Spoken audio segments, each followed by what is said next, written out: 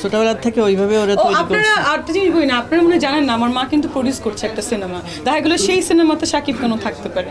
আমার মা সবসময় আমাকে ভালো লাগে, আমি অলওয়েজ ফার্স্ট হইতাম যখন স্কুলে যখন ডান্স করতাম।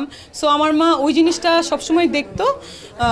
সে জানে তার মেয়ে হচ্ছে অন্য ব্যাপার, তার মেয়ে অলওয়েজই ফার্স্ট হয়, কখনো সেকেন্ডের দিকে যায় না। সো আমার মা সবসময় আমাকে সে ছোটোবেলা থেকে ডে ওয়ান থেকে আমাকে নিয়ে প্রাউড করে, এখনও করে। এটাই মেয়ের সাফল্য সবসময়ের জন্যই ছিল, আগে ছিল, এখনও আছে।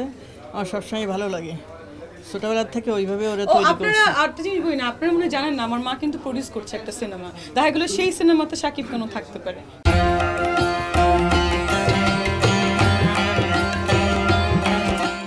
সে নিজে প্রডিউস করছে। হ্যাঁ, আচ্ছা, এই সুখবরটা অবশ্যই মিষ্টি আপু যে গোপন করছে, এটার কারণটা কি? এটার কারণটা বলা যাবে না। সিনেমা প্রডিউস করছেন, কেমন লাগছে মেয়ের নায়িকা সেখানে?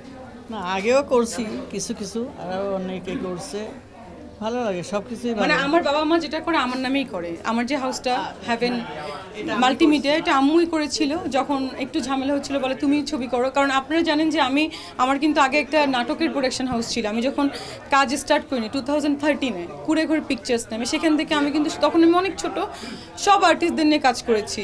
মানে সজল ভাই থেকে শুরু করে নসীন আপু, মিম আপু, সারিকা, তখন আমি অনেক ছোট সবার থেকে। আপনারা মনে এই পরিচয়টা জানেন না।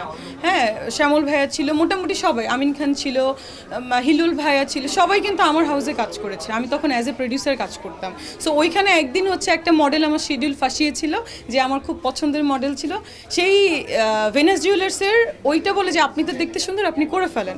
ওইখান থেকেই আমার জাস্ট স্টার্টিং হয়ে গেল। মানে এটা গুড লাক না ব্যাড লাক জানি না, অবশ্যই গুড লাকও আবার ব্যাড লাকও। কারণ আসলে গুড লাক এই জন্য যে মিষ্টি জান্নাত হয়েছে, ব্যাড লাক হচ্ছে মাঝে মাঝে ব্যাড কমেন্ট করে এটা নিতে পারি না, মানে খারাপ লাগে। হ্যাঁ, আমার ভালো লাগে। প্লিজ তারা প্রতিদিন আমার সমালোচনা করুক, যেটা করবে আমি আরও নিজেকে কারেকশন করতে পারবো। আই লাভ ইট। হিংসা তো করবে ভাই, বাঙালির মধ্যে হিংসা থাকেই। মনে করেন আমার মধ্যে শুধু নাই, আমি জানি না আমি বাঙালির বাইরে কিনা বা অন্য জগতের হয়তো বা আমি প্রাণী, আমার মধ্যে হিংসা নাই। সো বাঙালি মানেই হিংসা। আর মেয়েদের তো বাঙালি একটা ট্রেন্ডই আছে, জেলাসি, আপনারা জানেন। সো এটাই। থ্যাংক ইউ ভাইয়া।